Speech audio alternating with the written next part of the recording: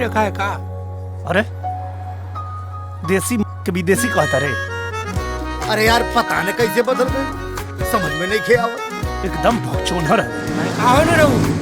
दिल तक करता है कस के थप्पड़ मारी। कहे 2-4 दिन तो से हंस बोल के बात का कर लेनी ओकर ई मतलब समझ लो तू। हमार शादी तय हो चुकल बा, मेहरबानी करके अपन नजरिया बदल लो, वरना अगर हमरा परिवार के लोग के पता चली ना तो तोहर नजर निकाल ली है। नजर निकलला के बाद भी हमरा आंख में तोहरे तस्वीर नजर आई।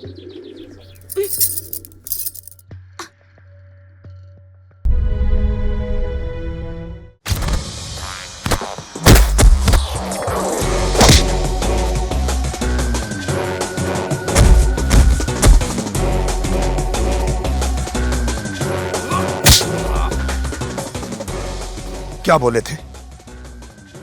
यह बिहार नहीं है, लंदन है। लंदन हो या बिहार, हम रिश्ता निभाते हैं। गलती से भी किसी ने बेटा कह दिया तो जान दे देते हैं, लेकिन हाथ नहीं उठाते हैं। आगे का करे के बा? समय पे छोड़ दा। समय हमने के जीवन के कोनो न कोनो किनारा पे जरूर लगाई। मिलन होखे या जुदाई, तोहार स्नेह हमेशा याद रही। रउआ अपन इज्जत खातिर हमके मार भी सकेनी ना, तो इनकरा पहले रउआ के हमके मारे के पड़ी।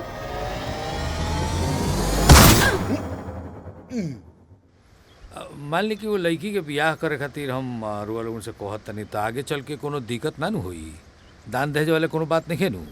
अरे रउआ चिंता जिन करी पंडित जी। अरे ऊ का ओकर बापो ब्याह करी, ब्याह होई तो होई। एक बार लड़कों से तो पूछ ली। अरे का पूछ ली? हम ओकर बाप है कि वो हमार बाप है कि हम पूछ ली ओकरा से हाँ कि ना?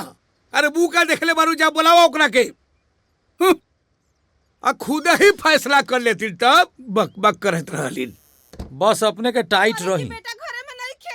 अरे गोइल होई कहिया वारागिरी करे हैं? अरे नहीं खे जी, देखी ना चिट्ठी लेके गइल बा।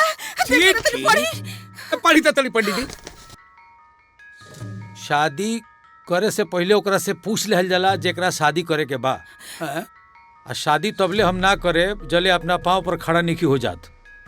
और शादी के इतना जल्दी बा तब बाबूजी से कह दे माई कि खुदे शादी कर लेस। हाँ आई व्यवहार से तंग आके हम खुदे आत्महत्या करे जा रहल बानी, वो बड़का बगीचा। अरे रउआ सोचत का बानी जी, जाई हमार बेटा आत्महत्या करे गइल बाटे।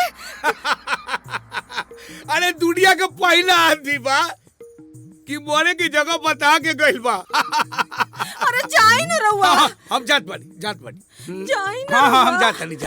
जाई। ससुर के नाती कही के। क्या करो? अरे लटके उठके से डराई लू तब पेरवा काट जब ससुरा दबा के मर जाई, बुझलू? हाँ। अब लेकिन भौजी तू कुछू कह, हमार दक्षिणा तो फिक्स बा। वो कैसे भैया? अब शादी होके चाहे श्राद्ध, पंडित के दक्षिणा तो मिलबे करी। महाराज जी क्या करते?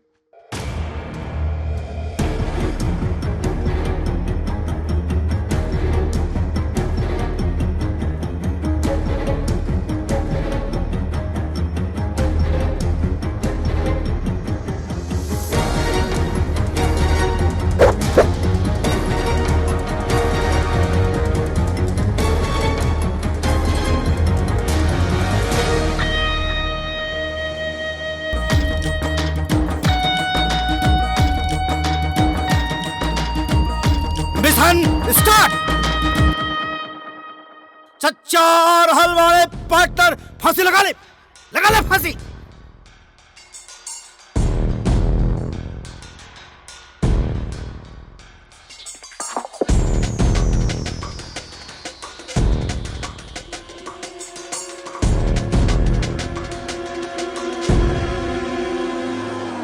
बहुत दुख देले बा हमरा के। आज ससुरा के हमरा छोड़ा बहुत सताइले बा हमरा के ना। हाँ हाँ देखा जान देता। ससुरा जान देता। चाचा चाचा देखा देखा देखा देखा जान दे था। रुका रुका रुका रुका। ना बाबूजी, आज हमके मत रोका, आज हम जान दे दे। जल्दी फसरी लगाओ। लगाओ फसरी, जल्दी फसरी लगाओ। अगर ना लगे ले लू तो पीरवा काट दे, ससुर वही में दबा के मर जाइबे। अरे रुका न मर्दे, बेटा नु बापन। अरे का बेटा आती रही मुखिया, एक से एक खातिर हम तंदुरुस्त लड़की खोज ली, पर तैयो ही ब्याह खातिर इनकार कर देवेला। देखा देखा है पगलेट बाप के, तंदुरुस्त लड़की खोजे तारा पहलवानी करावे के बका। हाँ हाय देखा, माँ बुढ़ाड़ी हो गई। अरे घर में खाना क्या बनाई? अरे हो जाए न बिया, रुका न। पगला गेल हो का चाचा, तोरे खाना के चिंता लागल हो, हमारे करे गाना के चिंता लागल हो। हाँ समझा। बुढ़ऊ तो के पता ना हो कि कितना प्रतिभावान लड़का हो। गाँव तो छोड़ दा, पूरे जवार के नाम रोशन करे वाला बा। हे चाचा, एक बेर तनी हमारी अखिया से देखा, देखो लड़का कितना ऊपर जाए वाला हो, बहुत ऊपर बहुत ऊपर। ए बाबू, एकरा तो आज ऊपर जाही के बा। एकदम बेटा तैयार हो जा जल्दी। ए लगाओ जल्दी फांसी। जान ले बा, एको पतो खातिर जान ले बा। इतना प्रतिभावान लड़का एक बेर होके स्टार बन जाएगा तो एक पतो तो छोड़ा, चार चार पतो वाला के तोरे घर में बैठा दे। अरे चुप सारे। अरे रुका रुका मर्दे, अस्थिर रहा। अरे कहाँ अस्थिर रहा? अरे रुका ना मर्दे। तापमान हाई है और मौसम का मिजाज देखते हुए भगले में भलाई है। तुमको मरना है मर, हम चले अपना घर। ओके बाबा। नहीं तोड़े के मार दे, खुद मर दे के हम तोड़े के मारी। सारे अरे रुका ना मर्दे। गलती हो गई, वो चढ़ाइले रहला खनवा हमके। बाबूजी गलती हो गई। अच्छा तू जा का बामू अभी आकर ले बाबूजी। अरे रुका ना मर्दे। अरे वो लड़का ना तो चुपचाप रहो। आज हम एकरा के छोड़ब ना, ये हमरा के बहुत तंग कइले बा। तू मरबे कि ना मरबे? ऐसे औलाद से बेऔलाद रहती मुखिया तो अच्छा रहे। अरे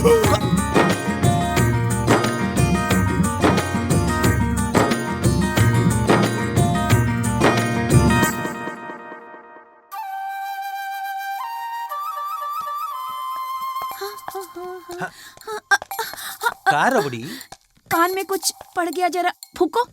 इतना रात के कान में तारा फूकी? जल्दी फूको। अरे अरे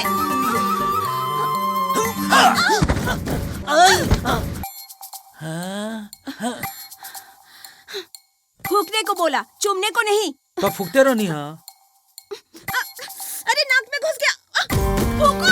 अरे चल, अरे अरे फूको जल्दी।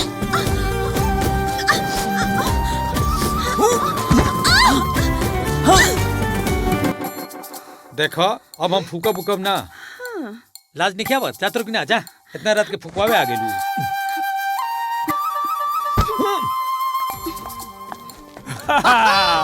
बाहर पंडित जी। अरे बड़ी राम हो पंडित जी, तू मंदिर छोड़ा, सीधा बॉलीवुड ज्वाइन कर। अरे बाप रे, जवान मुंह चुम्मे के चुम्मा होत रहे। इमरान हाशमी के फेल कर दे तू। एकदम। कान में फूकत रहनी है, चुमा चुमी ना करत रहनी है। अच्छा तो हाई देखा, ई देखा,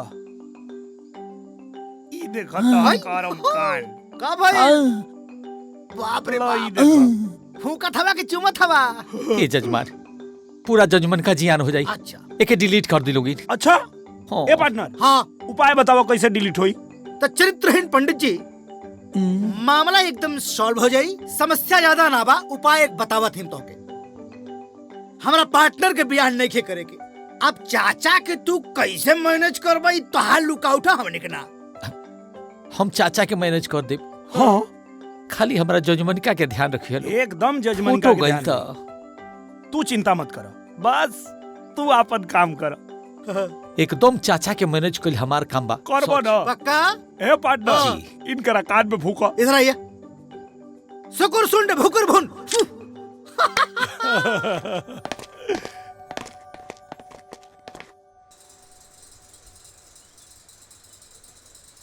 अरे ठीक से पूजा कर ला, मांग ला ऊपर वाला से कि तुहर कुपातर के जल्दी से जल्दी का बियाह हो हो रहल जाए। बा? हाँ प्रणाम पंडित जी, प्रणाम। प्रणाम। अब का सवेरे या का शाम, और कब कुंडली में नक्षत्र बदल जाई आदमी के हाथ में है ये नहीं खे। कुशल मंगलवान हूँ। अब आपन दशा और दिशा तो दोनों ठीक नहीं खिलौकत हैं? रात नीरहू के कहाँ कुंडली चाहत देखत हनी? रही। रात के 12 बजे ले देखनी सीधा शुक्र के प्रवेश बा। अभी ले जौन शादी ब्याह तय के लिए बनी सब कैंसिल करी। लड़का के फॉरेन यात्रा बुझाता। ई रहुआ का कहत हनी? ओकर बियाह विदेश में होई। लड़का भले गांव में पैदा भइल बा लेकिन संजोग सीधा विदेश के बन रहल बा। अरे पंडित जी रहुआ ई का बकत बाड़ी? अरे हम आज तक ससुर मोतिहारी बेतिया से आगे सोच में न कईनी और रहुआ विदेश कहत हनी। लेकिन और वैसे विदेश में कहा? लंदन में। लंदन। अरे जुत्ता सुंघाओ, जुत्ता जुत्ता। अरे तोरा नानी के सांप काटो। मिर्गी तो नहीं खेआइल बेटा, बाकी एक बात के फूल गारंटी बा, एक जिंदगी में ब्याह कब न होखी। जिंदगी भर रनुआ रही रनुआ। चुप रही। रवा के का पता पुरुष का भाग स्त्री का चरित्र कब बदल जाए? ये तो भगवान ने के जानत। बिल्कुल। और चाचा जी, हाँ। मान लगा अगर ब्याह फॉरेन में हो गए तो हम का कर सकिला? लड़का से पूछा, हाँ, दूल्हा एकरा बड़े के बाद ब्याह एकरा करे के बाद तो हम का करी? तो सही बात बता दी का पंडित जी? बता दी। जब सब सही हो रहल बा तो फिर झूठ काहेला? दुल्हिया आई हो लंदन से।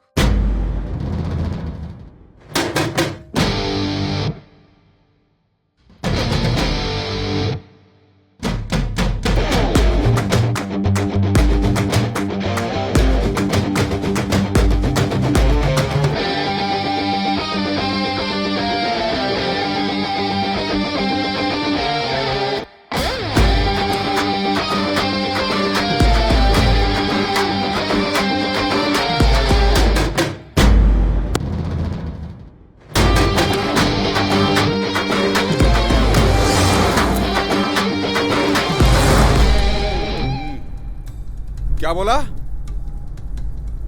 मुझे उसकी लाश चाहिए। देखते ही मार दो उसको।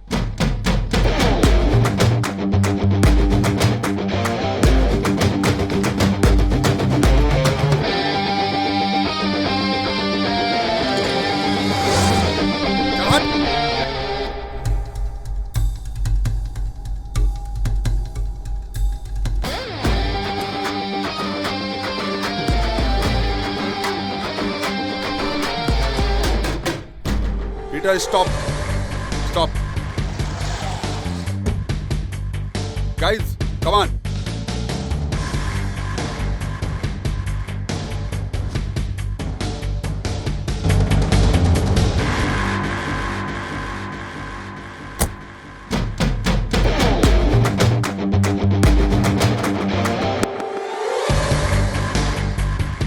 Wow.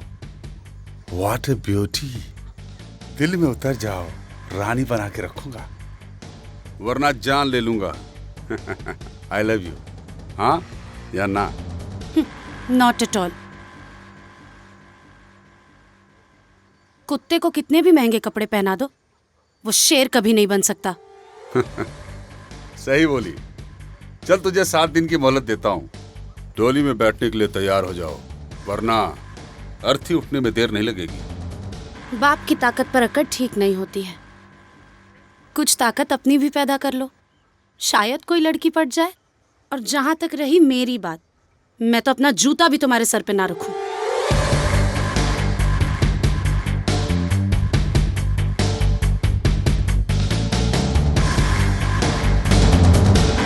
तीखी मिर्ची मिल जाए तो चबा चबा के खाएंगे। चूल्हा जलाने वाली नहीं, हम पे हुक्म चलाने वाली चाहिए। Let's go guys.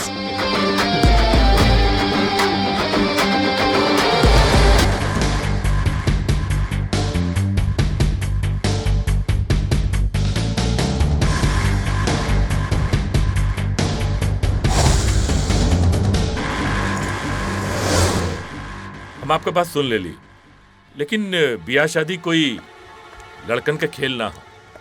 और ये लड़की के भी पसंद आए के चाहिए, खाली हमरे कहे से ना हो जाए। सड़क पर बदतमीज नियर लड़की के छेड़ल ठीक ना होखेला। के छेड़लस तो रखे उहे अंकल के बदतमीज लड़का प्रभात। ओकरा के छेड़छाड़ ना बेटी, प्यार कहल जाला। वैसे भी बेटा के जीत बाप के शान बा। शादी के दिन तय करी, वरना। बिटिया तू अंदर जा, ले जाए के अंदर, वरना वरना का हुई। वरना ताकत के आजमाइश हुई। अपन बेटी के संभाल के रखी और हम अपन बेटा के। पर ई देश में देसी पहलवान के बा वो पता चल जाए। इस सवाल के जवाब खुद ढूंढी लोगन। और वैसे भी हम कोनो भी सवाल के जवाब पहले निकाले ली और सवाल बाद में। शादी की तैयारी करी। जय राम जी की। और सुनी, शादी की तैयारी धूमधाम से होके के चाहिए।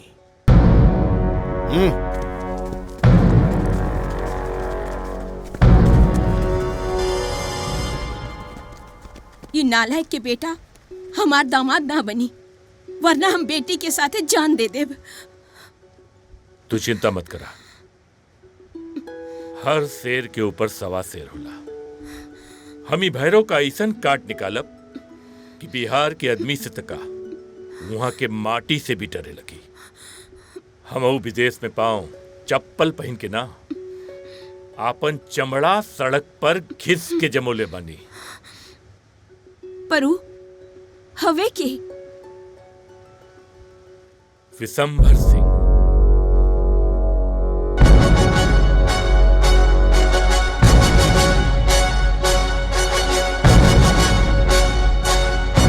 चाय पीजिए। नमस्ते जी। हाँ तो चंद्रशेखर जी, आज सवेरे सवेरे कैसा आना हुआ? अब जिसकी बिटिया सयानी हो जाती है वो समय क्या देखेगा। बिटिया की फोटो दिए थे आपको, पर आपकी व्यस्तता के कारण कोई जवाब नहीं आया, इसीलिए हमने सोचा खुद ही चल के पूछ लें। नहीं, मेरे को कुछ ऑब्जेक्शन नहीं है, पसंद है। और हाँ, बेटे को भी पसंद है, बस माताजी के ऊपर। बोला ना बेटा। जी दादी। हमहो देखनी फोटो, हमरो पसंद आइल, लेकिन हमारे को शरत बा। हाँ? शर्त? कैसन शर्त? हमरा लड़के में संस्कार आ संगीत देसी चाहिए। हम चाहता नहीं कि जब वो पतो बन के ई घर में आवस तो हर सुबह अपना संगीत से ये पूरा माहौल के देसी खुशबू से भर देस। आप तो बिल्कुल हमरे मुंहे का बात छीन ले। अरे हम हर साल 2 साल में एक बार अपने बिटिया के भारत जरूर भेजिला। अच्छा, कैसे कि ओकर संस्कार और संगीत बिल्कुल देसी बनल रहे के चाहिए। बहुत सही। तब तो ठीक है बाबा बुआ। जब हम सब लोग खुशी से हाँ कर रहे हैं तो हम बहुत जल्दी माताजी को लेके आते हैं बेटी को देखने के लिए। जी, स्वागत है आपका। जी, लेकिन अगर वो भैरव सिंह बीच में आया तो?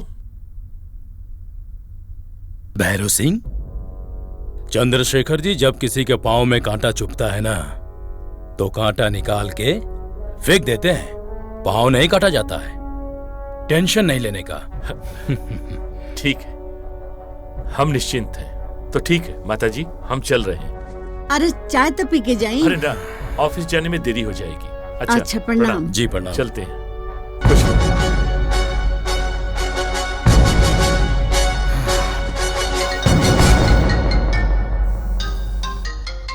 अरे चंद्रशेखर। हाँ हम भैया प्रणाम। खुश रहा बाबू, खुश रहा। का हाल बा? ना यहाँ सब ठीक बा। एगो खुशी का खबर देवे के बा। हाँ बोला। वो का हो कि हम जूली का ब्याह तय कर देले है।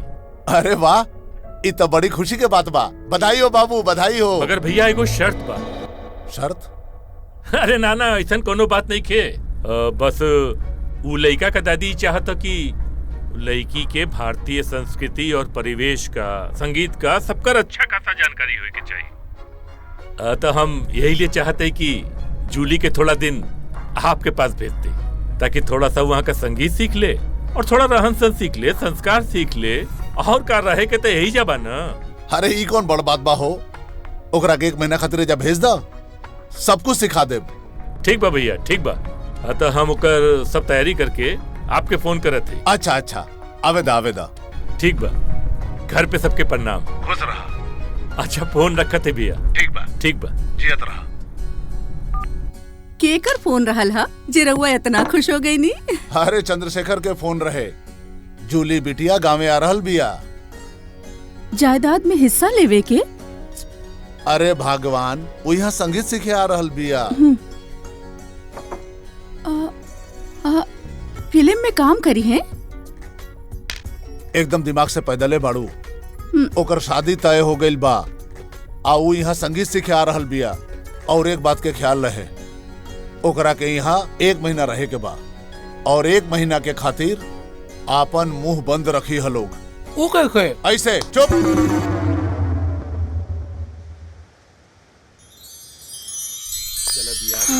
बात तो सही बा। हाँ ला जूली तो आ गई। हाँ। जूली बिटिया। जी पापा। तनी यार आवा ना। बिटिया तू इंडिया जाए का तैयारी करा। इंडिया काहे? सवाल नहीं। देखा कहो कि अगर भैरव और प्रभात से पीछा छुड़ावे के हो तब बिशंभर सिंह के परिवार से बढ़िया परिवार हमनी के लंदन में ना मिली। लेकिन पापा वो प्रभात से डरे के का जरूरत बा? डरना बेटी डरना, हमनी की इज्जत का सवाल बा। वैसे भी विशंभर के परिवार के तू अच्छी तरह से जाने लो। बस वो लोगन का इक्के गो डिमांड बा कि उनके परिवार के होके वाली बहू के संस्कार, संगीत दोनों में भारतीय परंपरा होवे के चाहिए। पर डैडी अभी हमके बिया। तोहार बाबूजी सही कहता नी बेटी। उ राक्षस के पीछा छुड़ावे बदे बाबूजी के बात मान ला। पापा। अरे बेटी हम तो हर दुश्मन है का हैं? जौन भी सोचब तोरा भला के लिए सोचब। ठीक बन बेटा। अरे ज्यादा सोचे मत, जाए का तैयारी करा।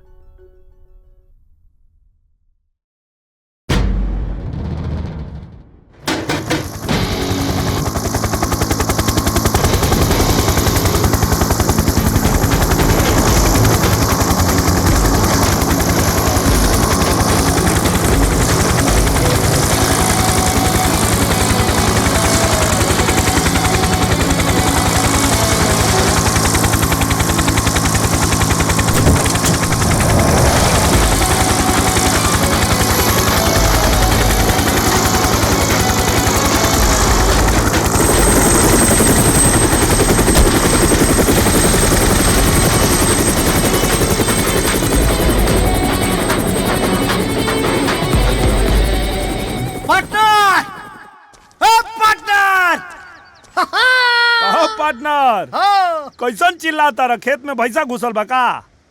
अरे महाराज भैंसा वैसा ना घुसल हो।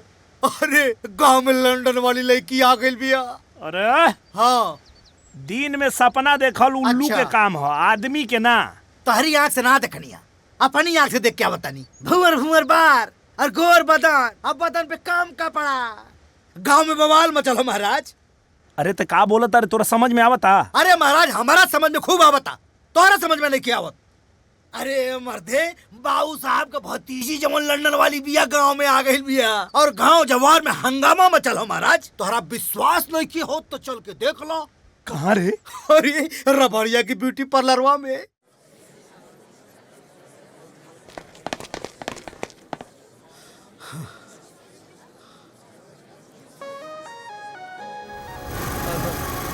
यहाँ तो बहुत लंबा लाइन लगल बारे। तनी धीरज रखा, निम्मन चीज पावेला तनी धीरज रखे के पड़ेला। हाँ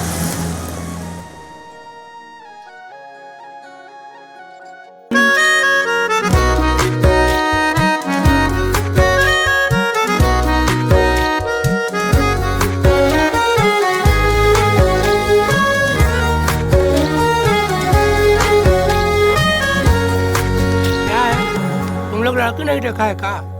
अरे देसी के विदेशी कहता रे। अरे यार पता न कैसे बदल गई, समझ में नहीं खे आवत। एकदम भगचोनहर है। कहाँ न रहूं? अरे भोला बाबू नमस्कार। ये हमार भगनी बानी डूली, आज लंदन से आई है। अच्छा सही? हाँ, इनकरा के गाना सिखाओ के बाद अब तो से अच्छा के सिखाई। अच्छा तब एक काम करी, इनकरा के आज लेके हमरे प्रोग्राम में आई, हमरो के तो पता चले ई गाना सीखे लायक बाड़ी की ना। अच्छा तू हुआ के? ओहो, ये हम जस्टिन बीबर हुए। उ चड्डी दिखा के पैसा कमाला और हमनी के प्रोग्राम दिखा के।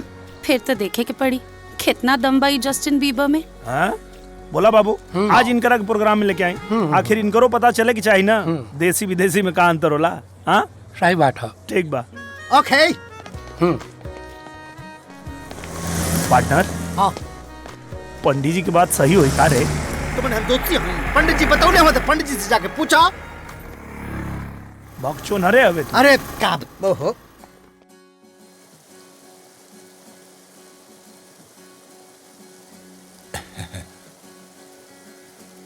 तोहरा के रूप में देख के जी खुश हो गई बिटिया।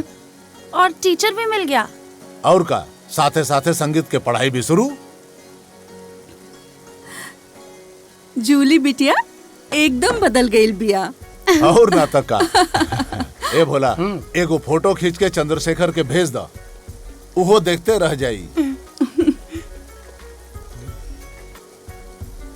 एमे तो हमारा चेहरा आवत है। अरे मामा ऊपर एगो बटन हुई, दबाई ना। ई दबावा। हाँ मुस्कुरावा।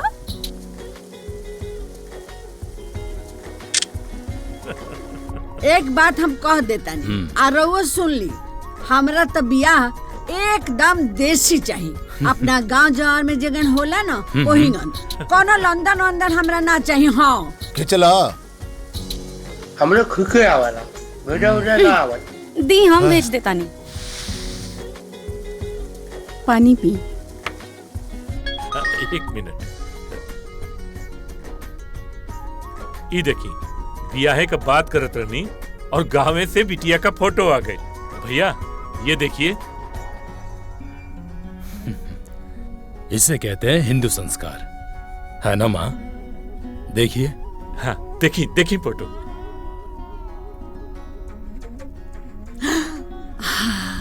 अरे ई तो बड़ा नु निमन लड़की बिया।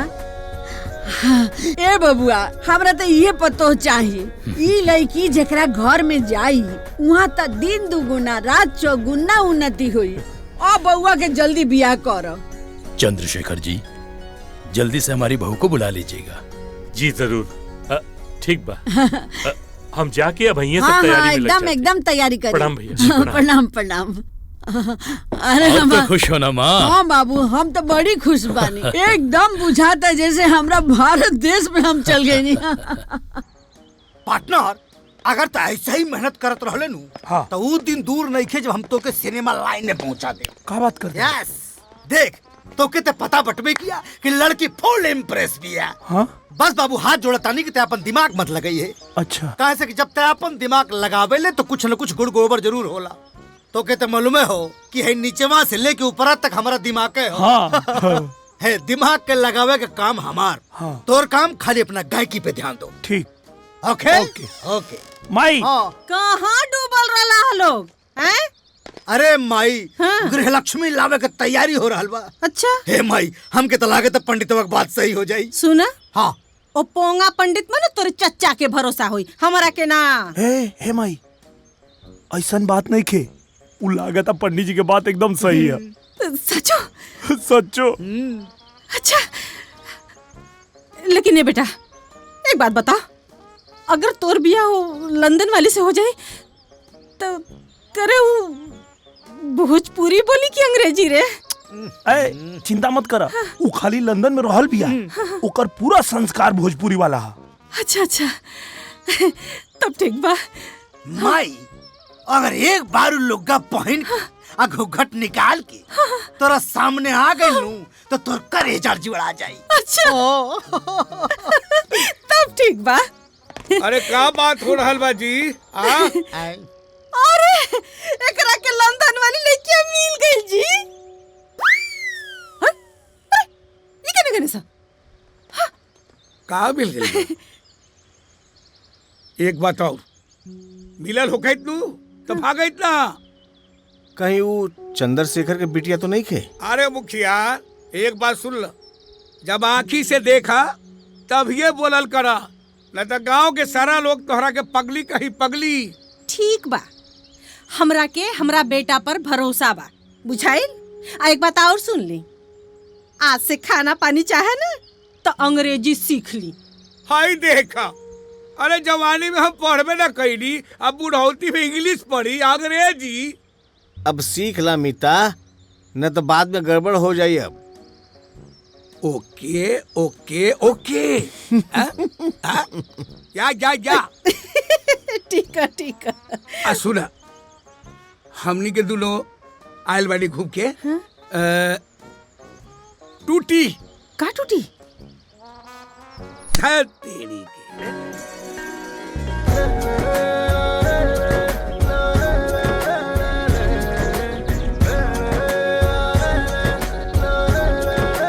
का देखा तारा बेटा?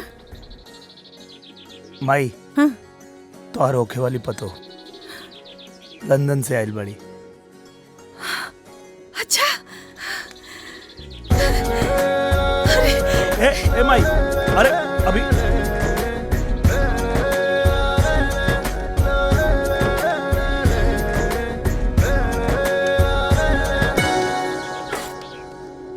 बड़ी सुंदर बिया हमरा बेटा को पसंद।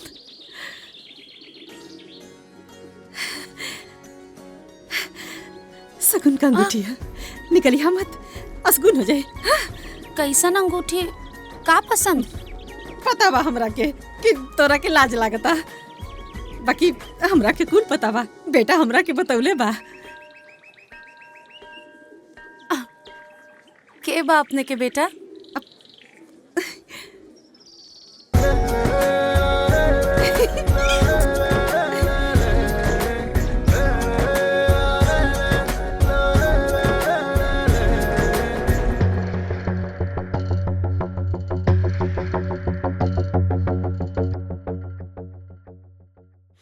दिल तो करता है कस के थप्पड़ मारी। कहे? 2-4 दिन तो से हंस बोल के बात का कर लेनी, ओकर ई मतलब समझ लो तू। हमार शादी तय हो चुकल बा, मेहरबानी करके अपन नजरिया बदल लो, वरना अगर हमरा परिवार के लोग के पता चली ना तो तोहर नजर निकाल ली है। नजर निकलला के बाद भी हमरा आंख में तोहरे तस्वीर नजर आई।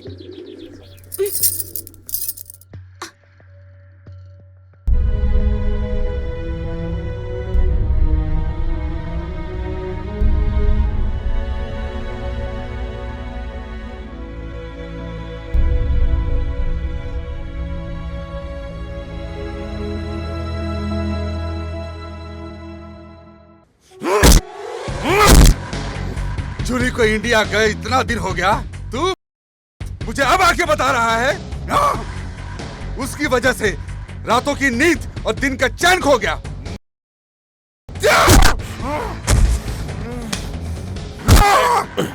मैं तेरा बाप हूँ, बाप। इसी बात का तो रोना है।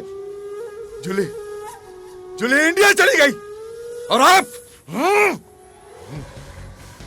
बेटा, वो सिर्फ इंडिया चली गई है, इस दुनिया को छोड़ के नहीं गई है। अगर वो साला बिसंबर आज बीच में नहीं आता ना तो जूली तुम्हारी गोद में लेट रही होती। वो बिसंबर भी ऐसा वैसा आदमी नहीं है, शेर है शेर। और शेर जब बुढ़ा होता है ना तो उसकी ताकत का अंदाजा करना मुश्किल हो जाता है। मेरी बात समझ में आई कि नहीं? हैं? तो फिर एक बात कान खोलकर सुन लीजिए, जूली मेरी गोद में नहीं, दिल में बैठी है, दिल में। और मेरा दिल शेर और कुत्ते में फर्क नहीं मानता। जूली नहीं मिली तो जलजला आएगा, और उस जलजले में चंद्रशेखर और विशंबर को ढूंढते रह जाओगे। ये मेरा धमकी नहीं, फैसला है।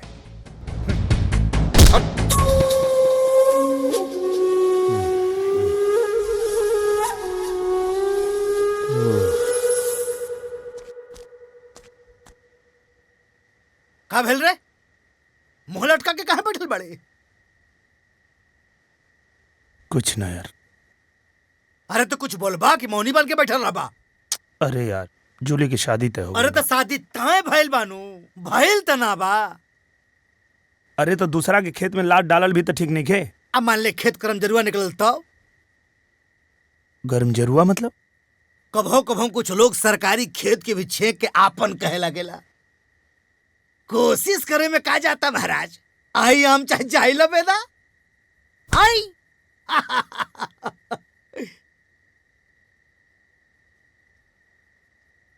बिना आहट के आंखों से दिल में उतरते हो तुम, खुदा कसम क्या लाजवाब इश्क करते हो तुम। अरे सरवाई का करता रे? अबे झंडू तोरा के ना ओकरा के कहता नहीं। ओके, चलाओ बैठ। हाँ।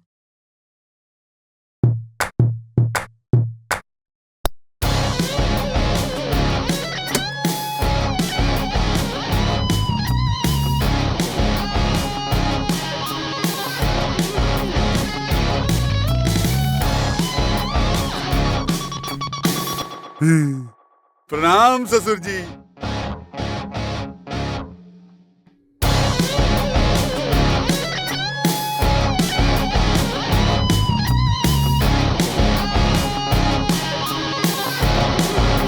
मैंने प्रणाम किया और आपने आशीर्वाद भी नहीं दिया।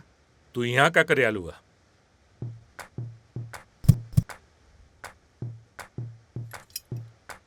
मैंने सुना जूली को आपने इंडिया भेज दिया।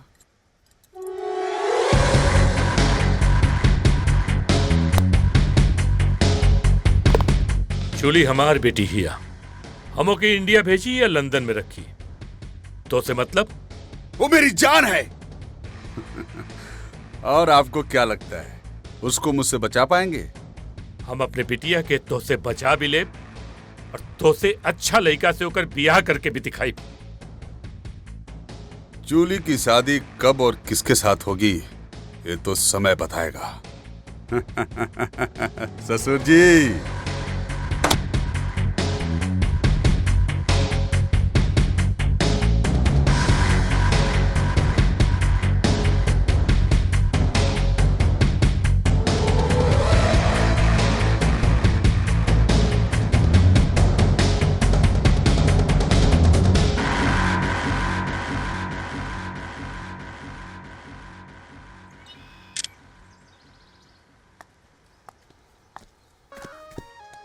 अरे हटा हमरा फोटो के बीच से। अरे हमार फोटो खींच के अपना दिल से चिपका ला। तो आके पता नहीं खे तू बहुत जल्दीबाजी कर रहल बाड़ू। कैसन जल्दीबाजी? बियाह के। अरे मैडम हमरा कुंडली में लिखल बा भगवान लंदन से तोहरा के हमरे खातिर यहाँ भेजले बाड़े। सपना रात में देखल जाला, दिन में ना। तू हमार सपना जरूर देख सकेला, बाकी हमरा के पा ना सकेला। जैसे वो हेलीकॉप्टर के देख रहल बाड़ा, ओकरा के सिर्फ देख सकल जाला, बाकी पकड़ल ना जा सकेला।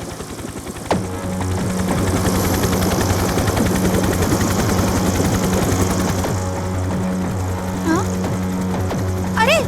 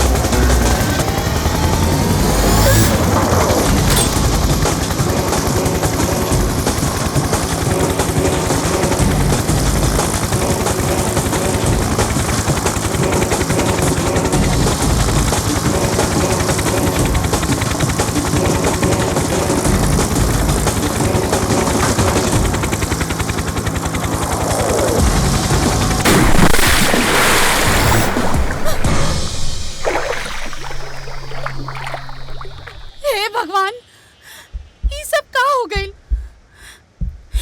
हमसे सच में बहुत बड़ गलती हो गई। तो सही कहत रहला, इस दुनिया में हमके तो से ज्यादा केहू प्यार न कर सकेला। प्लीज बाहर आ जा, प्लीज। हमके भी थोड़ा से अपन दिल के बात कहे क्या, प्लीज।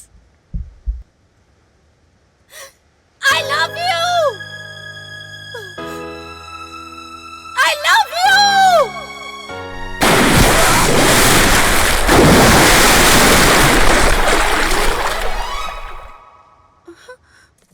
नमस्कार विशंबर बाबू। अरे बिटिया के शादी तय भी कल हला और अपना चाहने वाला के न्योता भी ना दिहला। ये तो बहुत गलत बात बा।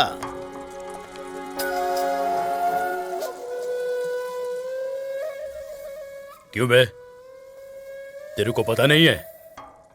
खबर बराबर वाले को दिया जाता है। खैर, जब कोई नौकर बिन बुलाए आ जाता है ना, तो उसे उसके मालिक की पगड़ी का वजन पता चलता है। पगड़ी संभाल के रखो, हवा का रुख बदल रहा है। आपकी जो पगड़ी है ना, उतर जाएगी तो आपके सर का असलियत पता चल जाएगा। चुप, आवाज नहीं। दिसंबर ने तलवार पकड़ना छोड़ा है, लेकिन आज भी खून से मोहब्बत करता है। बेटा, तनी शांति रखा, पर खून में ये उबाल बरकरार रखा। पर ध्यान रहे कि हमनी के ई धंधा यह बिशंबर बाबू सिखौले बाड़े। तो जूता उतार के सर पे रख लूं? देखिए ससुर जी, मैं आपकी बेटी से प्यार करता हूं। बेटी उसी को मिलेगी जिसके हाथ में ताकत हो और पिछवाड़े में गूदा। शाबाश, अच्छा संस्कार दिया है तुमने अपने बेटे को। शादी में तो बलि नहीं चढ़ता है, लेकिन ये शादी सब लोग याद रखेंगे, क्योंकि ये शादी में जानवर का नहीं, आदमी का बलि चढ़ेगा। वो तो वक्त बताएगा।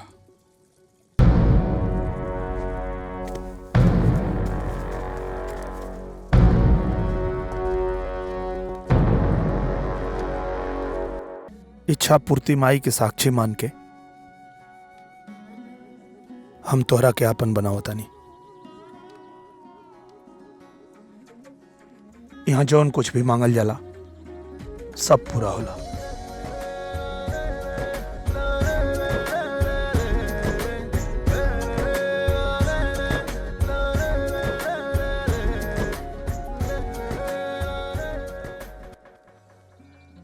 का मंगलू है?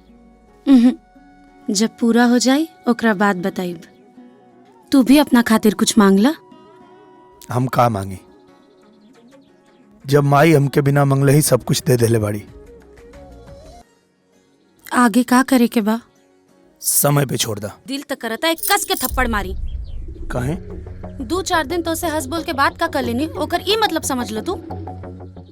हमार शादी तय हो चुकल बा, मेहरबानी करके अपन नजरिया बदल लो, वरना अगर हमरा परिवार के लोग के पता चली ना तो तोहर नजर निकाल ली है। नजर निकलला के बाद भी हमरा आंख में तोहरे तस्वीर नजर आई।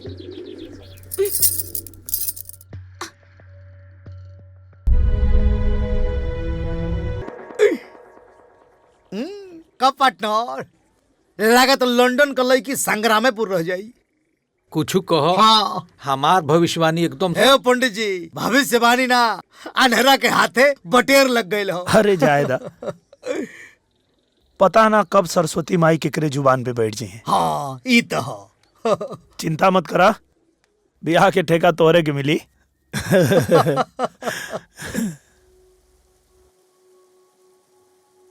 हर बात के झूठ मान सकीला, बाकी अपना आंख से देखल चीज यकीन करे पर मजबूर करता।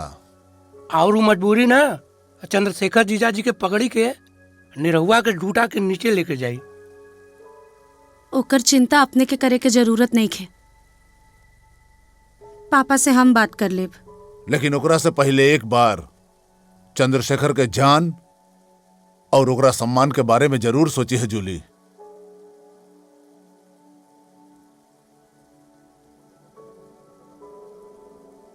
अरे कहाँ?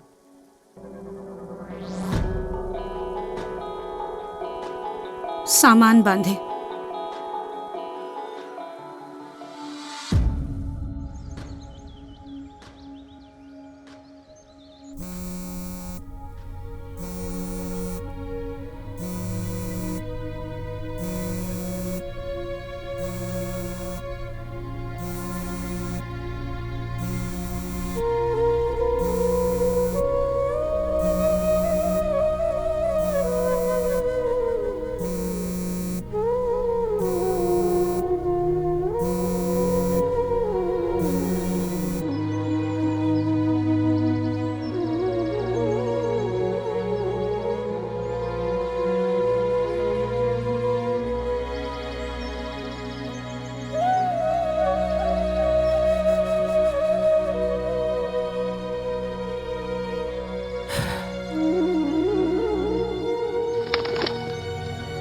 हाँ भाई पार्टनर, काय बहुत परेशान लगा तेरा। अरे यार ई का तरीका है, इतना देर से फोन मिला होता नहीं, फोन नहीं क्यों उठावत? कौनो बात ना, हो सकता है नेटवर्क प्रॉब्लम हो तो बिजी लगाओ, फिर से लगाओ, एक बार और लगा ला। अरे कब से तो लगावता नहीं। तो कौनो बात ना, एक काम करा, तू एक काम करा, मैसेज दे दो। कब को मोबाइल नेटवर्क में ना होला हमारा, तू इतना टेंशन काहे लेता रहो। मैसेज करता, जब नेटवर्क में ही है तो मैसेज मिल जाएगी। करा।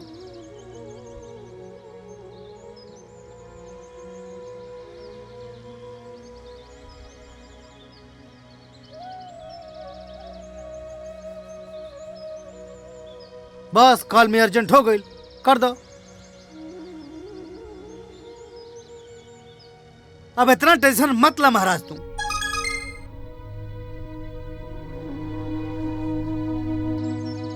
ला, तेरे मैसेज का जवाब आ गई। हाँ आ गई।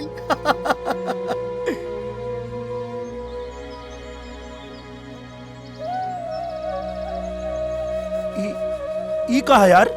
ये कैसे हो सकेला महाराज? प्यार नहीं करती हूँ मतलब? ई कहा? टेंशन मत ला।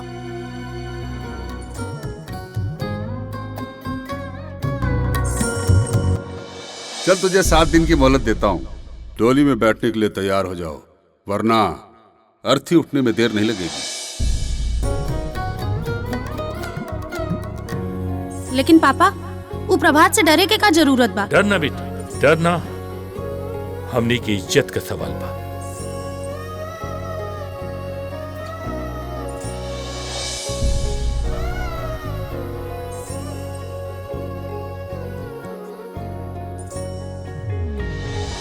सगुन का अंगूठिया निकलिया मत, अस्कुन हो जाए। हाँ?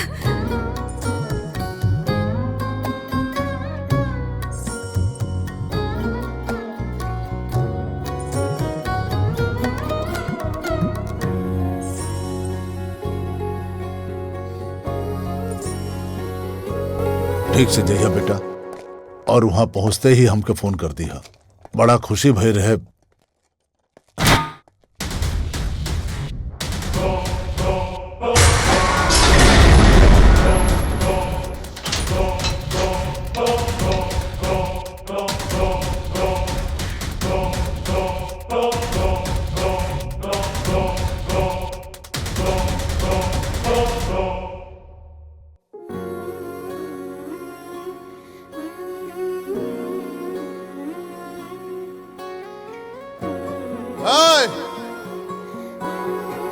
फाटक के अंदर ना आवे के चाहिए, और अगर आवे के कोशिश कैलस या आ गई तो हाथ पर तोड़ के फेंक दिया लोग।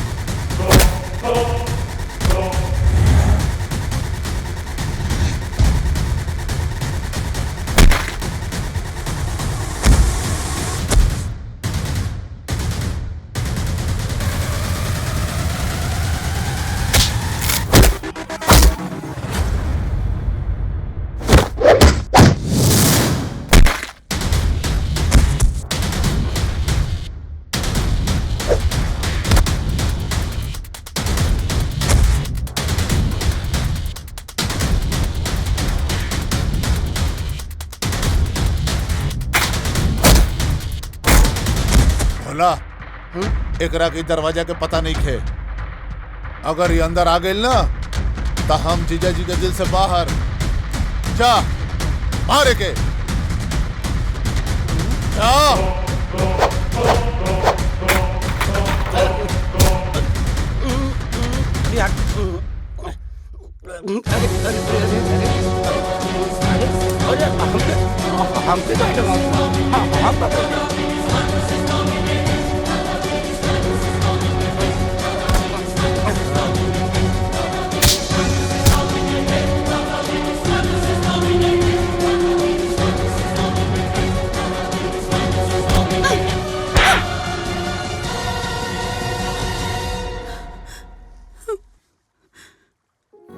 जूली ई कहा मवाली पना के जवाब।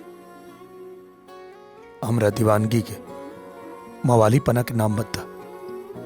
जिंदगी दाव पे लगौले बा ना तोरा दीवानगी खातिर हम अपना परिवार के जान दाव पे ना लगाई। जिंदगी ठीक बा तो एक बात याद रखिया, जीवन एक मिलल बा, वो तोहरा ऊपर निछावर कर दे। या तो प्यार परवान चढ़ाई या तो तोरे चौकट पे मर जाए। आशिकी लोग याद रखे वो काम कर जाए। राय एकरा कितना मारा सन कि एकर आशिकी के भूत एकरा देह से पसीना ना खून बन के बाहर निकले।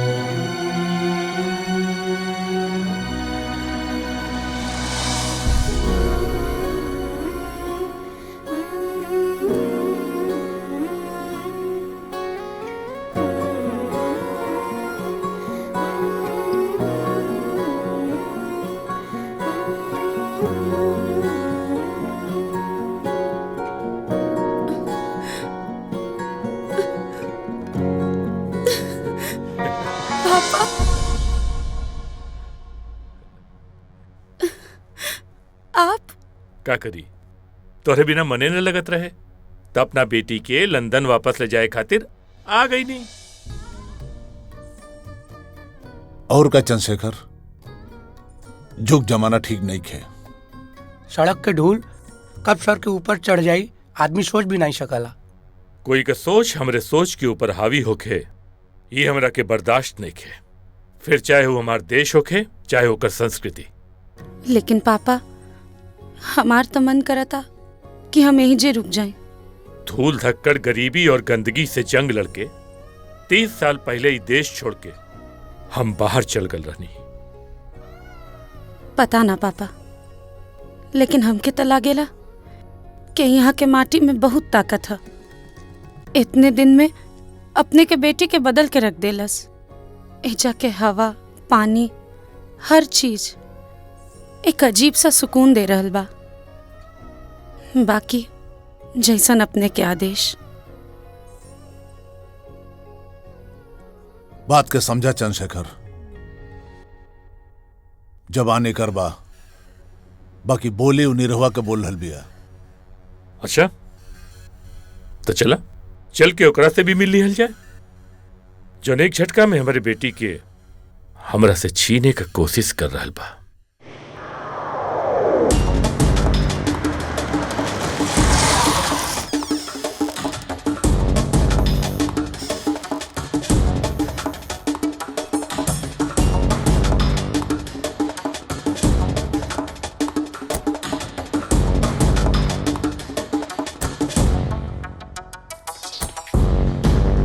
अरे प्रणाम प्रणाम चंद्रशेखर बाबू। प्रणाम। आई आई आई आई बैठी बैठी। चंद्रशेखर बाबू रउआ कब आई? आए के तो न रहे बाकी अपने के बेटा बुलवा लेलस। अच्छा अच्छा। बिटिया का बियाह तय कर दिले बानी, वही का न्योता देवे खातिर आए। जी अच्छा। भैया जरूर आए। हाँ। 7 समंदर पार लंदन। और हाँ, वहाँ साइकिल से ना हवाई जहाज से जाए के पड़ेला। अरे नहीं रहो के भाई, ये लंदन कहाँ बा हो?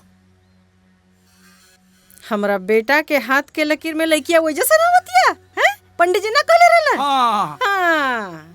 इन न्योता स्वीकार कर ली हम। हाँ। अगर एगो अपाहिज के बाप कहलाए का शौक होके तो जरूर कर ली। और हाँ, अपना बेटा के दुल्हा देखे के अगर इतना शौक बा तो ओकरा के घोड़ी पे चढ़ा के उतार लो। काहे कि हमार दामाद घोड़ी पर ना शेर पर चढ़ कर आई। अरे तो हमरा बेटा से बढ़िया दामाद तरुआ लोगन के मिलबे न करी जी। हाँ। अरे लड़कइया में उ मगरमच्छ के न धले रहे और जवानी में शेरनी के काजी। हाँ। अभी सास होके न तो रउआ लोग जाके पटना के चिड़ियाघर में पूछ ली। हाँ।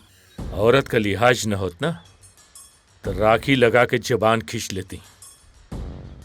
हमरा के भी बचपन से शेर के कुत्ता बनावे का बहुत अरमान बा, लागत हो अब पूरा हो जाए।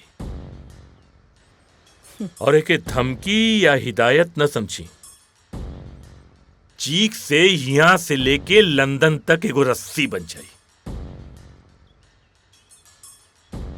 चलो तनी बकीर आप लोगन के बर्ची, लेकिन यह जरूर है ना। चलो भैया।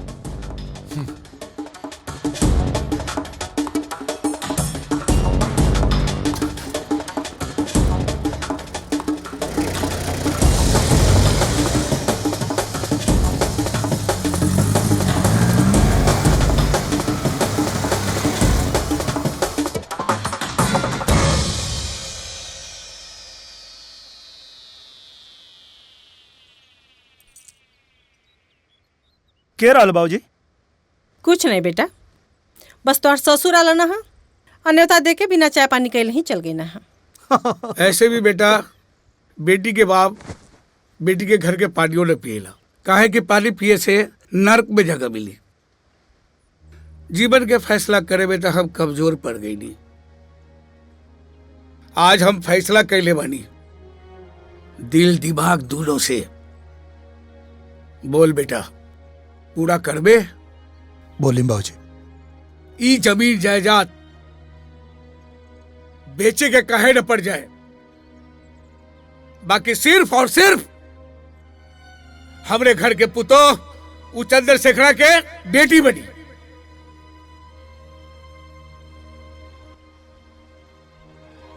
अब बता दे ओकरा के कि लंदन कोनो 7 समंदर पार ना, निरहुआ के घर के पिछवाड़े बसला, जवन दरवाजा से नहीं खिड़की से लौकला।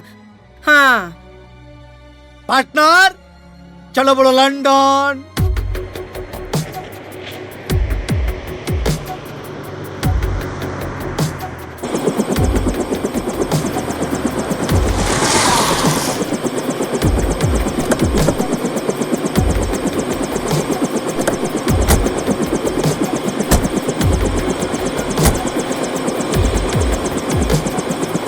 चलो बेटा, यहाँ ले चलाई।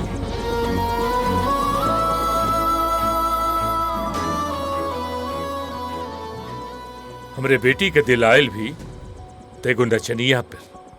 अरे शुक्र मनाओ कि इंडिया में बढ़े, नहीं तो लंदन में अब तक तोर बोटी काट के कुत्तन के खिला देती। शुक्र तू मनावा कि इंडिया में बाड़ा, ना तो कहीं लंदन रही तो पूरा लंदन हिला देले रहती।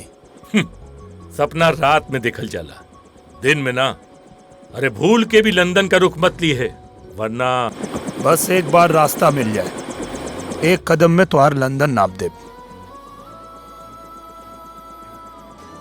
अरे रास्ता भी हमरे जैसे लोग बनावेला, तोरे जैसे ना।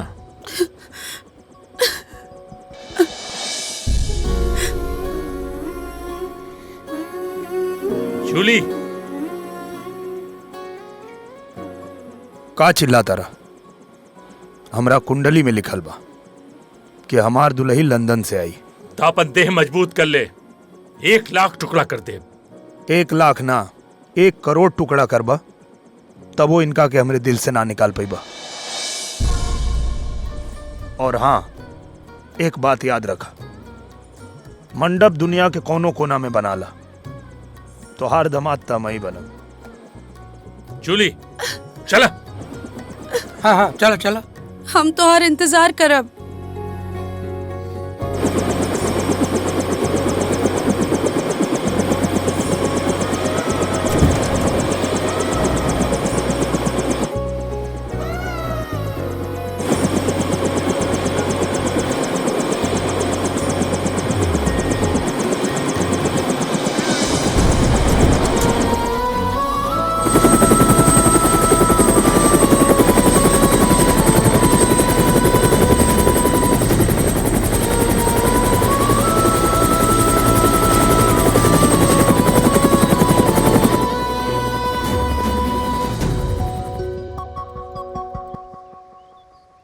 टोटल 225 बाराती हुई। 350। सबके बरात में बोलोले बानी, लंदन जाए के पैसा कहाँ से आई? हमन के सूट सिए के ऑर्डर दे दिल बन जा। नीरव भैया, हमनी सब बाराते चलबे करब सोन। सब जाई कैसे? पार्टनर बताई। बताओ। अरे तो मन करे के का हो? कपड़ा लत्ता एकदम कर्रम मार के साफ सुथरा करके, पहले बस में, फिर नाव में, एकरे बाद लंदन में, ओकरा बाद पूछ क्या होता नहीं।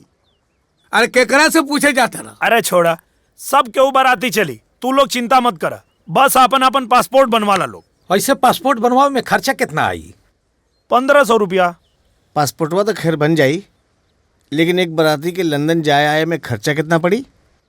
एक बाराती के आवे जाए रहे खाए में 2.5 लाख रुपया के खर्चा है। 2.5 लाख? करे बेटा, जब तू एक बाराती पर 2.5 लाख रुपया खर्चा करबा तो ये लोग न्योतवा कितना करी हैं? अरे हाँ तो मुखिया जी बात ही अरे ये सब कहाँ गइले? मुखिया हो गई लोग न्योता की व्यवस्था करे।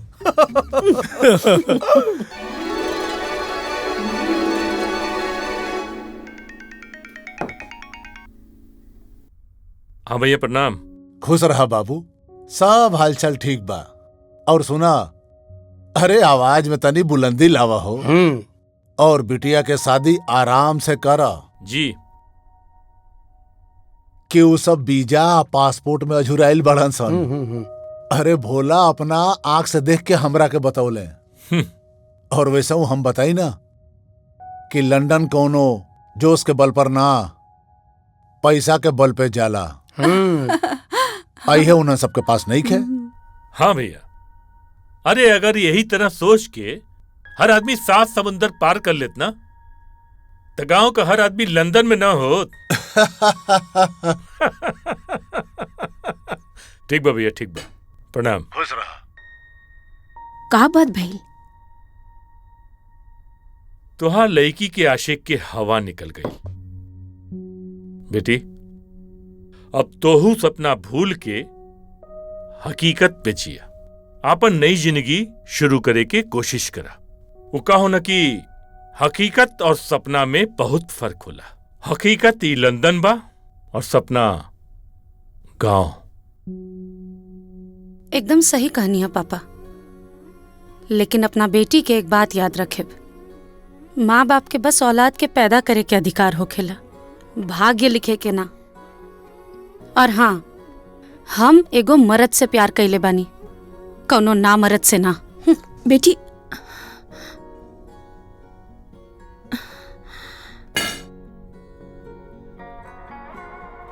देखा तू टेंशन मत ला, हम सब सेटिंग कर दिले हैं। ठीक बा भाई, 2 दिन में पासपोर्ट मिल जाई। अच्छा ठीक। ठीक। हाँ, एक मिनट।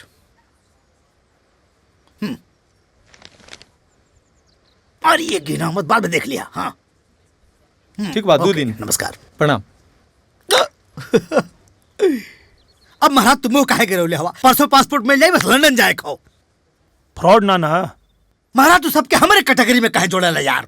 हाँ साहब, कैसे करके वीजा करवा दी साहब, हमारे पार्टनर के जिंदगी के सवाल है साहब। साहब हाथ जोड़ता नहीं, ज्यादा तो ना हो पाए, गरीब आदमी है, बाकी थोड़ा सा रख ली साहब, करवा दी बस।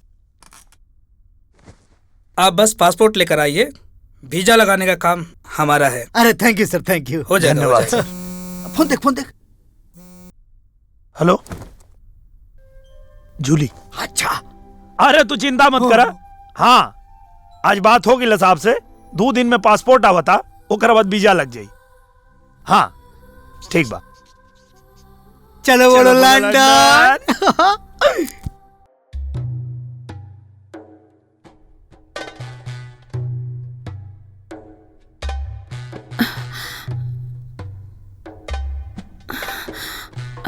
का भाई कुछ ना। दम रख दा।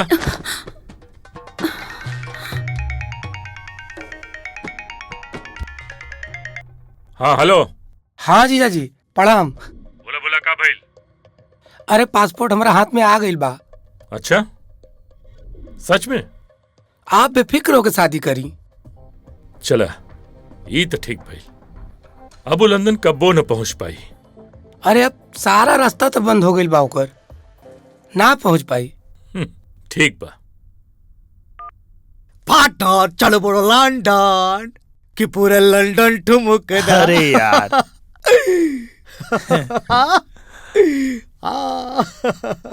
आगे ले। हाँ भैया फटाफट पासपोर्ट निकल, हम लोग बहुत जल्दी हो।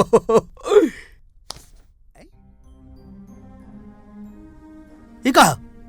देखिए हम हाथ जोड़त हई, आपके हुआ से पासपोर्ट बनवा ली, ये हमसे ना हो सकेगा, माफ करिए। पागल आदमी हो है? बड़ा बेदिन में हो तो देखा था का कहा था? बेदिन ऊ ना, बेदिन तू हवा। सेटिंग हो गई ला, ये सेटिंग भइला। अरे मर्दे हम तो तेरे ऊपर विश्वास का नहीं है पार्टनर है। अरे मर्दे धोखा देहलस है पार्टनर, सुना हो? है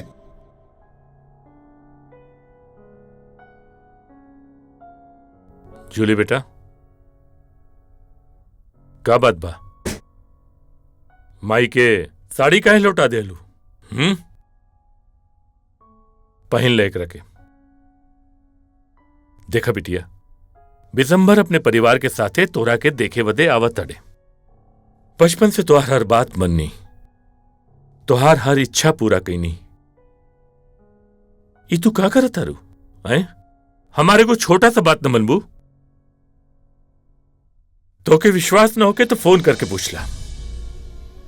सच और झूठ के परछाई पर से पर्दा हट जाए। पूछ के अपना विश्वास के कमजोर करे के नहीं की चाहत पापा। पिता के मर्यादा पति के सम्मान से कहीं बड़ा होखेला, लेकिन हमरा यकीन पे भी रहुआ ताज्जुब करब, काहे कि हमरा पता बा कि चमत्कार बेर बेर ना लेकिन कब्बो कब्बो तो जरूर होखेला। एकर मतलब कि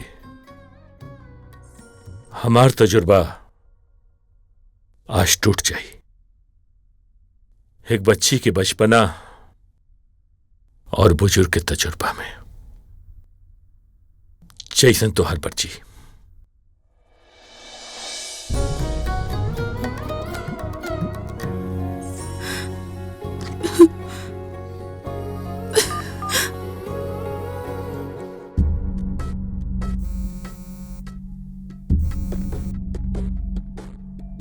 हेलो हेलो नीरू, हम लखन बोला तनी।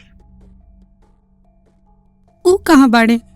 सब खत्म हो गई भाभी, सब खत्म हो गई।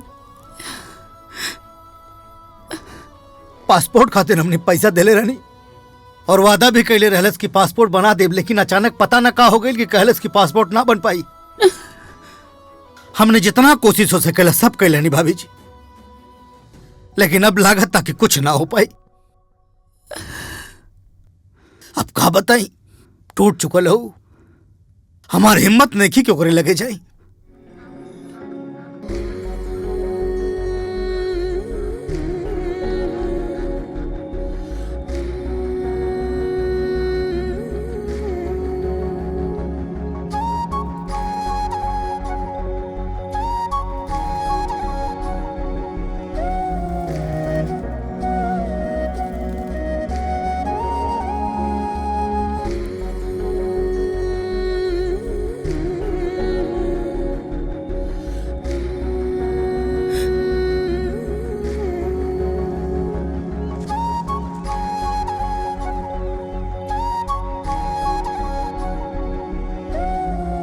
जुली बिटिया, घर में बिना बताए चले लू। देखा बिटिया, जॉन भी भैला बुकरा के भुला दे और एगो नया जिंदगी शुरू करा। हम तोहार बिया यहाँ बहुत धूमधाम से करब। पूरा लंदन देखी, निरहुआ अभी धरती पर ना आ पाई। ये बात अपने दिमाग में अच्छा से बैठा ला। देखा जूली, बहुत मुश्किल से अपना देश से इतना दूर आके हम इज्जत कमैले बानी, और अपन इज्जत बचावे खातिर हम तो हर जान भी ले सकीला।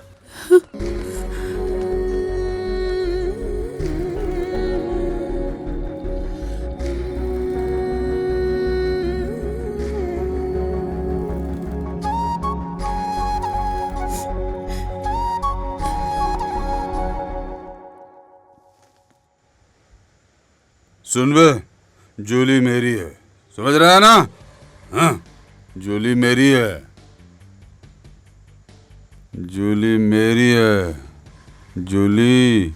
बेटा, बेटा, ये सब क्या है? इसे प्यार का नशा कहते हैं बाबा। हाँ, हट हट। Look at me Prabhat, look at me. एक इतनी सी लड़की तेरे लिए बड़ी हो गई बाप के सामने है? घंटा का बाप, जो बाप अपने बेटे की छोटी सी हसरत पूरी नहीं कर सकता, काहे का बाप बे? हैं? काहे का बाप? हाँ बेटा छोड़िए, जाइए।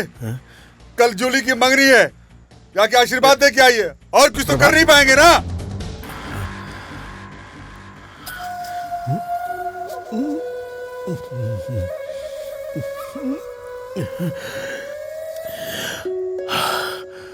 गो गो।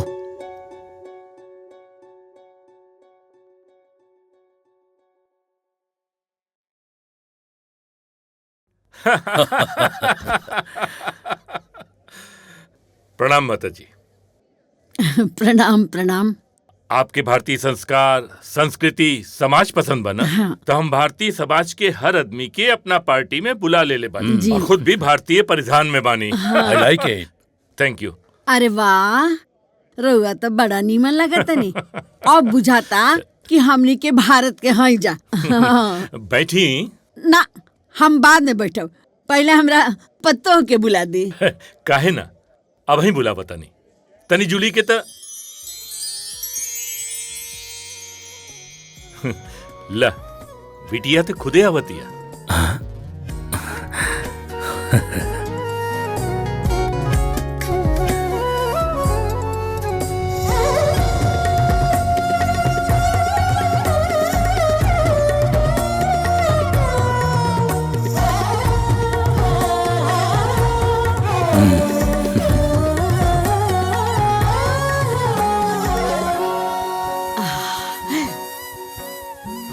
इ त लक्ष्मी सरस्वती के रूप लागतिया। बड़ी सुंदर बिया हमर बिटिया।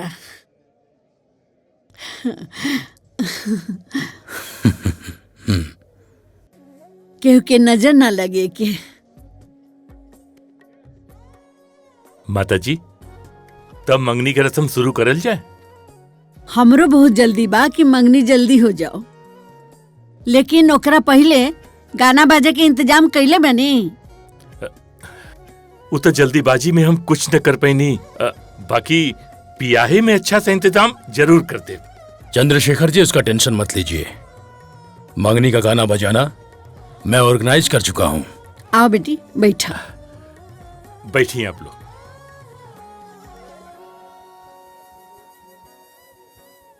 बैठा बाबू, बैठा।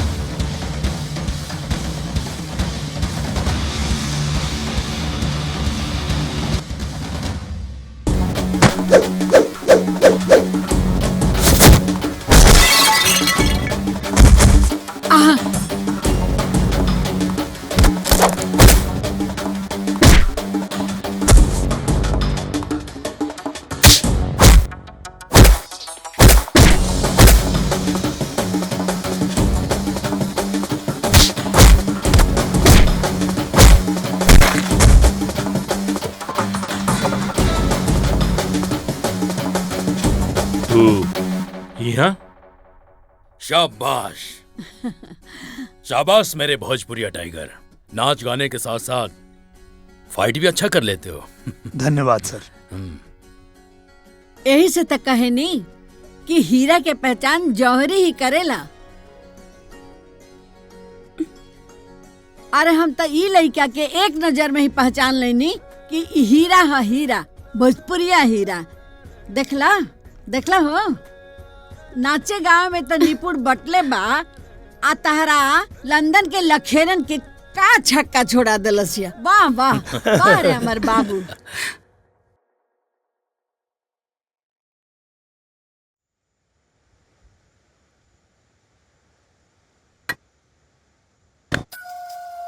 डैड, मैंने सुना है कि आपने जूली पर अटैक करवाया।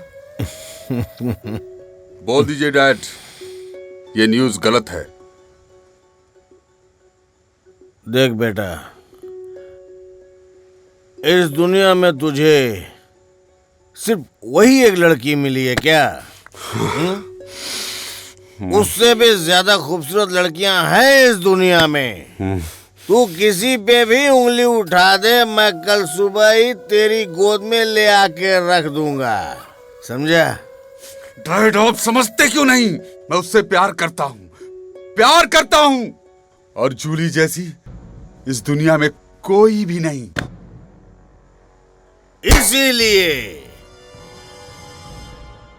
इसीलिए उसका जिंदा रहना खटकता है मुझे।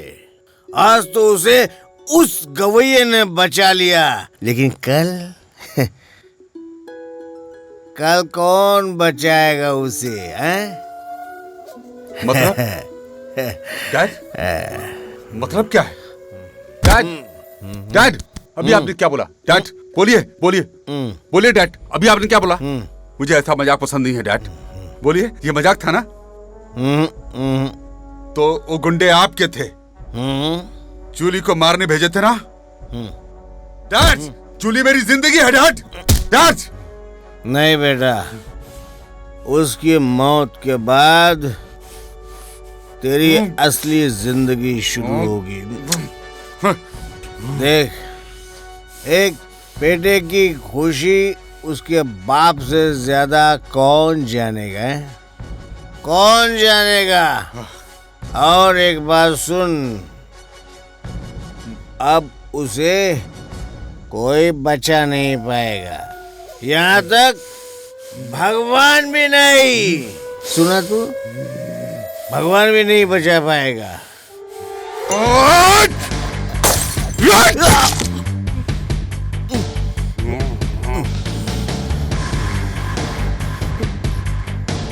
बेटा, वो मेरी जिंदगी है, आप जान लेते तो बाप को मारने का इल्जाम बेटे पर नहीं लगता। Good bye dad. Love you dad.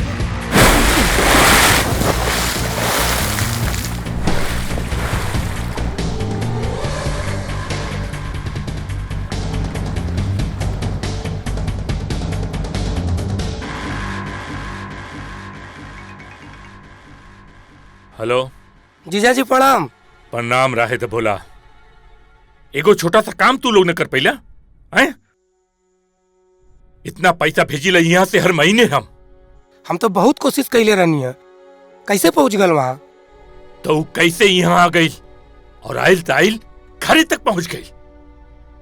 पूरे समाज पे हमारी इज्जत का ऐसी तैसी कर देलस। अरे हम तो बहुत प्रयास कैले रहनी है जीजाजी। का कोशिश कर ला तो यहाँ तक आ कैसे गई? ठीक बा, अब हमके जोन समझ में आई ना हम करब। रखा फोन। सरवा कैसे पहुंच गए?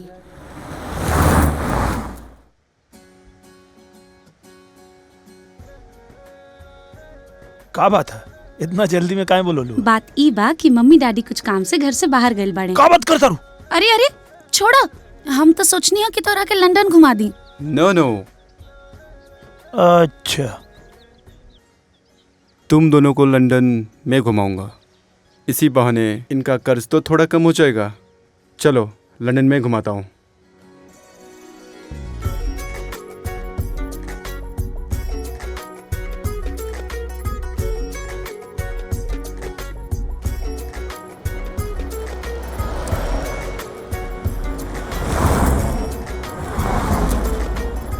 देखो सामने रानी महल है और ए रोड से सीधा जाओगे तो आगे थेम्स रिवर है। अरे मैडम, धन्य हो गए आपके दर्शन पाके। अरे तुम्हारे चक्कर में कितने को मारूं ये बताओ यार। तुम्हारी सगाई जिससे भी हुई हो, शादी मुझसे ही होगी ना। और जो भी बीच में आएगा उन सबको मैं मार दूंगा।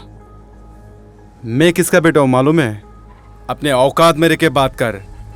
शादी मेरे साथ ही होगी। शादी तो मुझसे ही होगी। एक मिनट रुको भाई। अभी तक मैं यहाँ पे इनके हिसाब से गाने बना के लाया था। इनकी शादी होने वाली है, अब आप बोल रहे हो आपकी शादी होने वाली है। तो अगर आपकी शादी इनसे होने वाली है तो अभी बता दीजिए, ताकि मैं फिर उस हिसाब से गाने तैयार करूं। हाँ, और नहीं तो क्या। आप लोग डिसाइड करो भाई, मेरा गाना वेस्ट हो जाएगा ना। आप लोग बताओ कौन कर रहा है। शादी तो मुझसे ही होगी ना। मैं बोलता हूँ मुझसे ही होगी। अरे बच्चा तू शांत हो जा, शांत। हाँ, घूमे आइल बानी जा। और छठ पूजा की तैयारी चला था कहाँ? ओ अच्छा, कोनो बात ना, तू अपन ध्यान रखा। हाँ चला, ठीक बा, चला बाय। का भइल?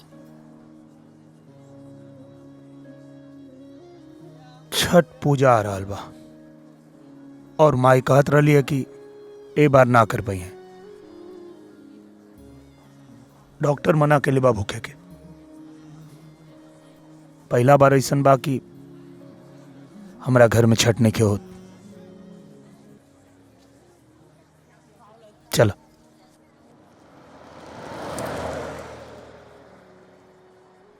का भइल?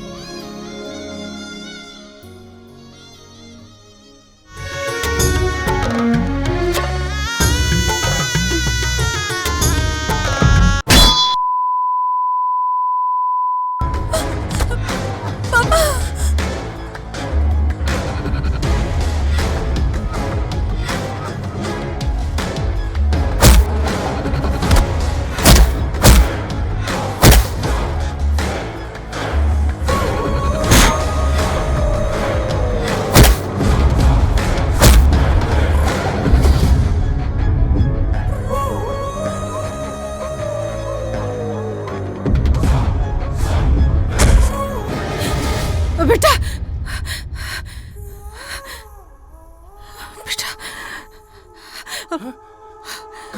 का भेल भाई? आप हमार बात कराइए पापा। हमार बेटा संकट में है। सब ठीक हो जाएगी, कुछ ना हुई, तू शांत रहा। बेटा संकट में। फोन उठाओ।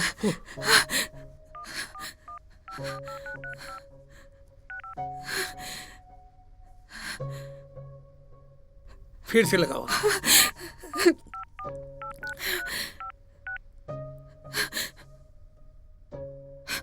नहीं के लगा? बाहू के लगावा।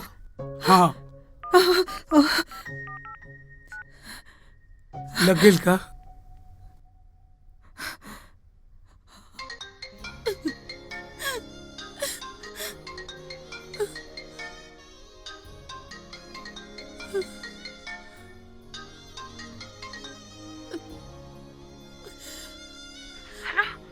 हेलो,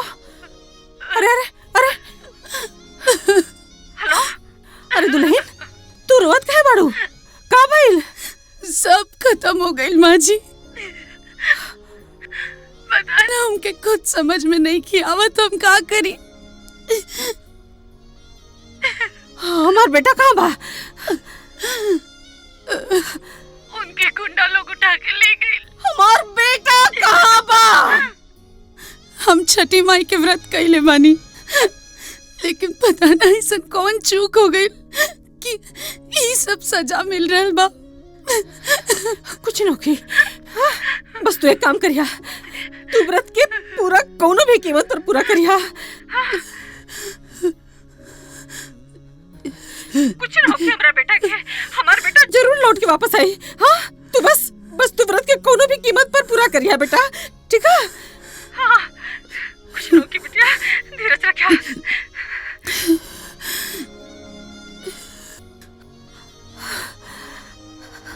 का भइल? हाँ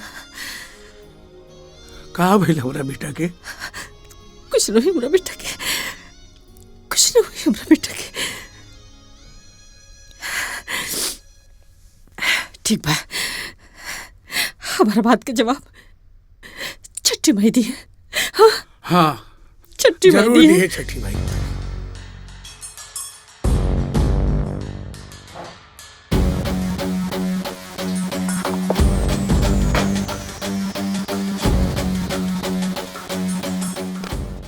हाँ तो बेटा, उस लड़की के बारे में सोचने से पहले एक बार तो पता करता कि उसकी शादी किसके घर में होने वाली है। बिशंबर, बिशंबर जिसके पांव के नीचे पूरा लंदन दबा हुआ है, और तू सुना था कि जब गीदड़ की मौत आती है तो शहर की तरफ भागता है, लेकिन तू तो लंदन ही आ गया।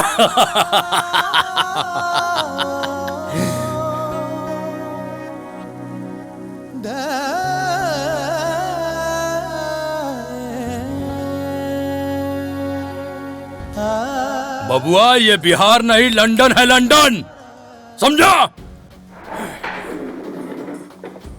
Hey guys, finishing him off, throw immediately outside. Quick!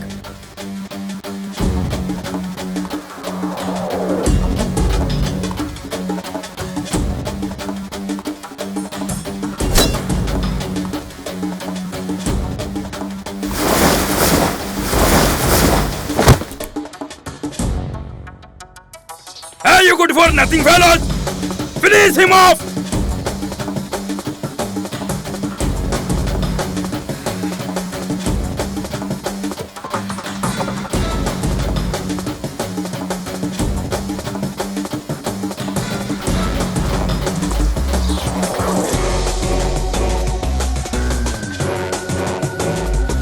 Finish him off!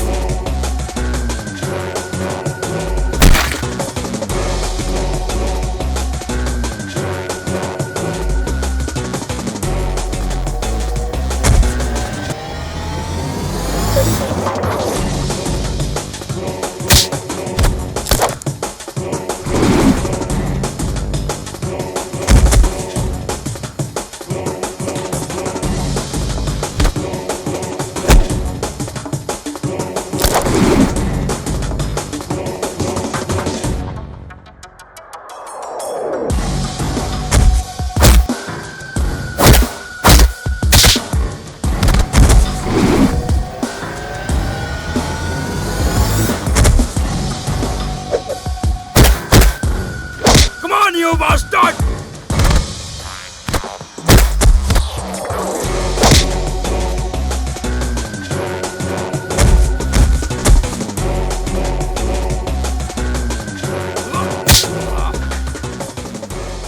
क्या बोले थे? यह बिहार नहीं है, लंदन है। लंदन हो या बिहार, हम रिश्ता निभाते हैं। गलती से भी किसी ने बेटा कह दिया तो जान दे देते हैं, लेकिन हाथ नहीं उठाते हैं।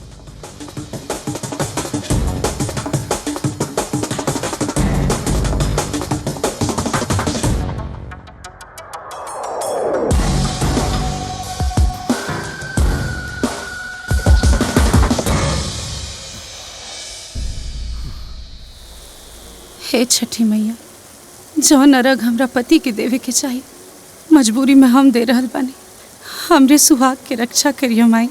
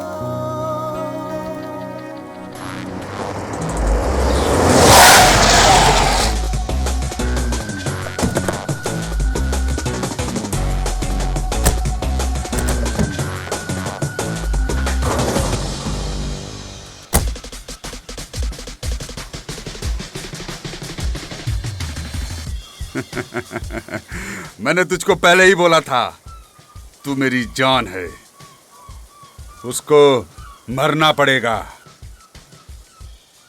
Guys, kill him and bring her back.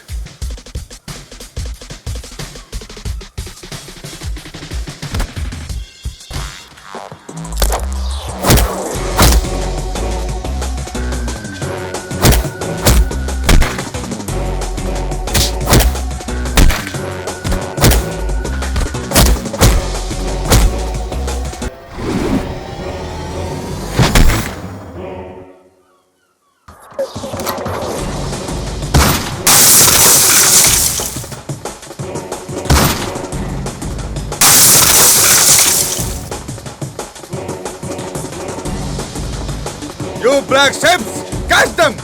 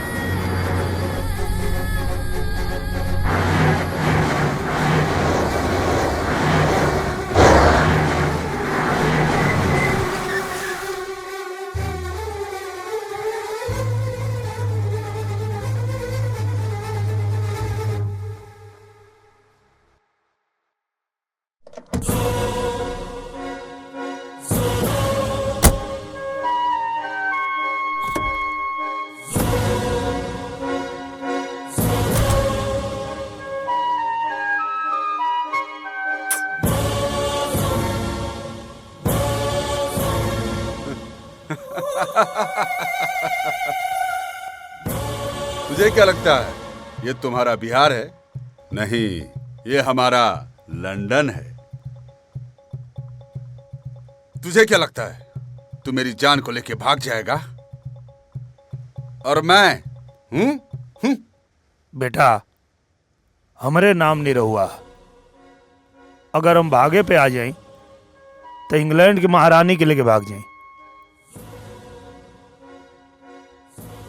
ये तो हमारी रानी है। Guys, please kill him.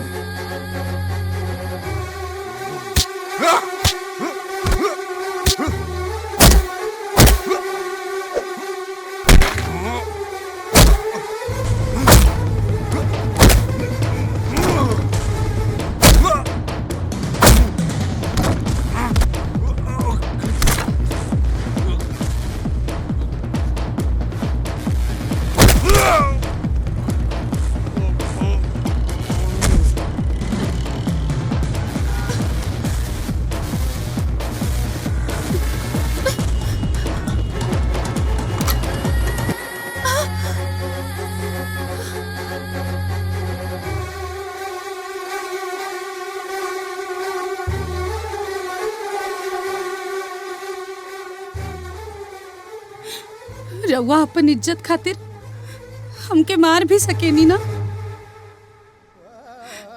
तो इनकरा पहले रउआ के हमके मारे के पड़ी।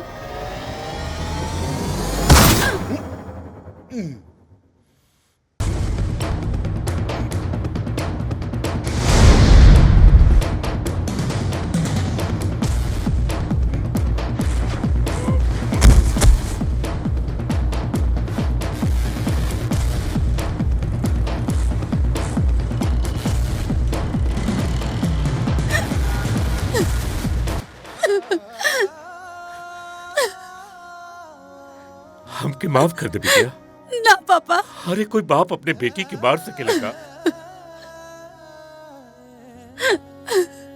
आवा बेटा, आवा, हम तो हार भी गुनाहगार है, तो हमके माफ कर दा। चलिए आवा निरहुआ,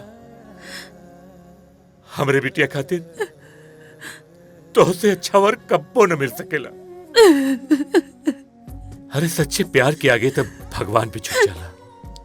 हम तो एक बाप है, तू लोग चाह भी रहा, हमेशा खुश रहा।